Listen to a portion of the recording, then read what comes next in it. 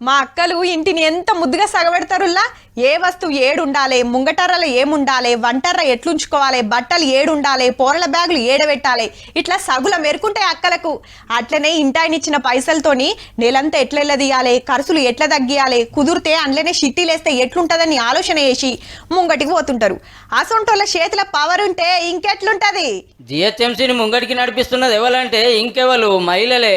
అవు మరి mayor, deputy mayor అసొంటి పెద్ద పదవుల్లో వాళ్ళే, కమిషనర్, అడిషనల్ కమిషనర్ అసొంటి పెద్ద కొలువుల్లో వాళ్ళే. మొన్న కాంగ్రెస్ కండువా కప్పుకున్న కాంచెల్లి మేయర్ గద్వాల విజయలక్ష్మి మేడం కాలనీలు తిరుగుడు, పనులు అరుచుకున్నట్ల రూబడి పెంచింది.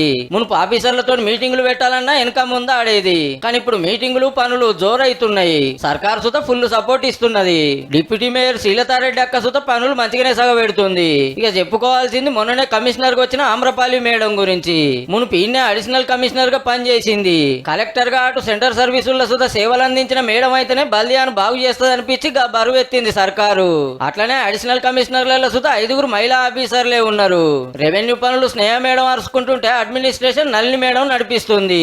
మొలకలు పెంచే అర్బన్ బయోడైవర్సిటీ సునందారెడ్డి మేడం సగబెడుతుంటే పైసల ముచ్చట్లు గీతా రాధిక మేడం చూస్తుంది. హెల్త్ గురించి పట్టించుకోవడానికి మొన్ననే పంకజ మేడం వచ్చింది. వీళ్ళకు తోడు మహిళా కౌన్సిలర్లు సుధా బాగానే ఉన్నారు. ఇంతమంది మహిళా ఆఫీసర్లు, లీడర్లు జిహెచ్ఎంసీలో పనిచేసుడు బల్దియా చరిత్రలనే ఇదే తోలుతాట.